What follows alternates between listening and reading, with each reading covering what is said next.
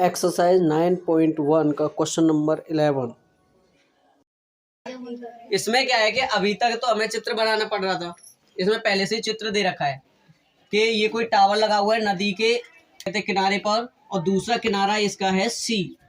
ठीक है, इसमें कह रहा है ना कि एक नहर के तट पर एक टीवी टावर उदाहरण खड़ा हुआ है और ठीक सामने दूसरे तट के किसी एक अन्य बिंदु पर, तो दूसरे तट का एक अन्य बिंदु हो गया ये, और जिस पर क्या है शिखर का उन्नयन कोण कितने का बन रहा है 60 डिग्री का। तो दूसरा क्या हो गया सी बिंदु हो गया दूसरा तट, और पहला तट क्या हो गया बी।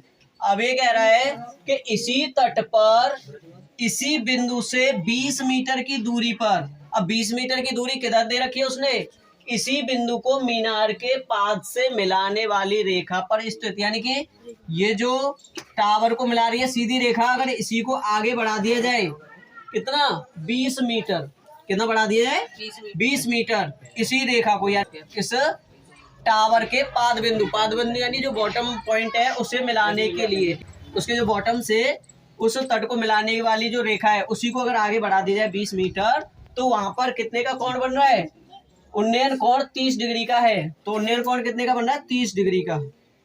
ये जो कोण बन रहा है वो कितने का बन रहा है 30 डिग्री का कोण बन रहा है।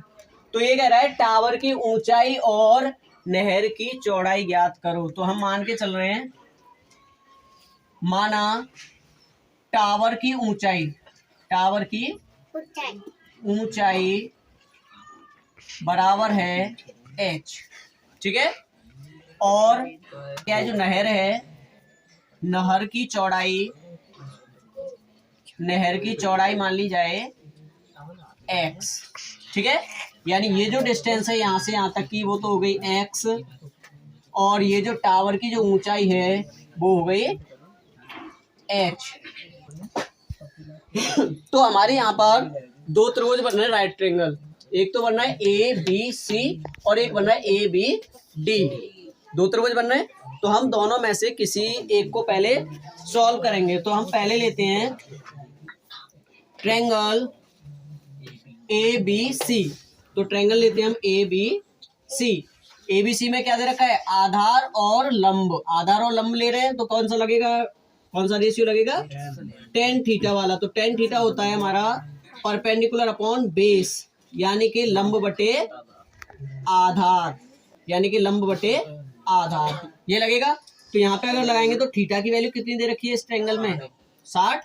तो यहाँ पे लिखेंगे tan 60 degree is equal to h upon x। तो tan 60 की वैल्यू कितनी होती है, tan 60 की वैल्यू होती है √3, और √3 इज इक्वल टू हो गया हमारा h अपॉन x के, ठीक है।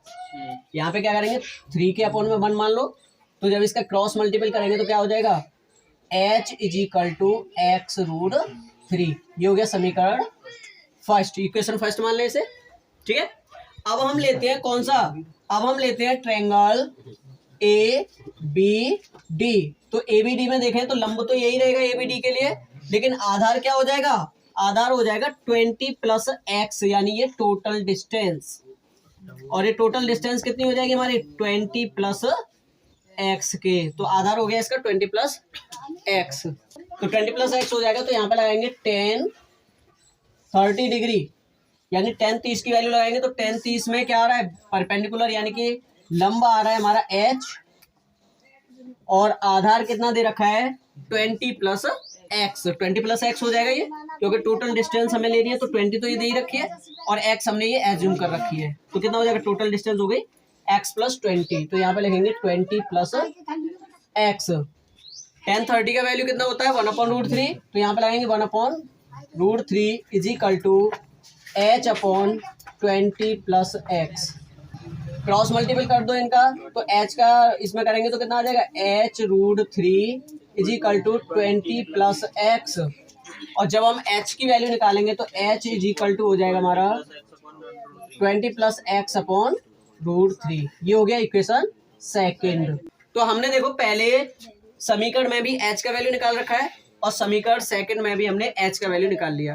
तो दोनों की तुलना कर दो, समीकरण फर्स्ट और सेकंड की। तो समीकरण फर्स्ट व सेकंड की तुलना करने पर तो जब फर्स्ट और सेकंड की तुलना करेंगे तो हमें मिलेगा यहाँ से कि x√3 is equal to 20 plus x upon √3। यहाँ पे इसमें क्या करना है, 1 मान लें, क्रॉस मल्टीपल करेंगे तो फिर वही कंडीशन आ जाएगी हमारी, क्या √3 इंटू √3 कितना हो जाएगा, √3 का मल्टीप्लाई √3 में करेंगे तो 3 हो जाएगा, ये 3 हो गया। तो 3x is equal to 20 plus x को 3x के ओर लेके आओ तो क्या हो जाएगा, 3x minus x is equal to 20, ये आ जाएगा 3 माइनस 1 करेंगे तो कितना आ जाएगा, 2x इज इक्वल टू हो गया 20 के, तो यहाँ से x का वैल्यू आ जाएगा 20 अपॉन 2, यानी x बराबर आ गया 10 मीटर, यानी ये तो आ गई हमारी। तो यहाँ पे अब नहर की चौड़ाई कितनी आ गई, 10 मीटर। तो नहर की चौड़ाई हो गई 10 मीटर।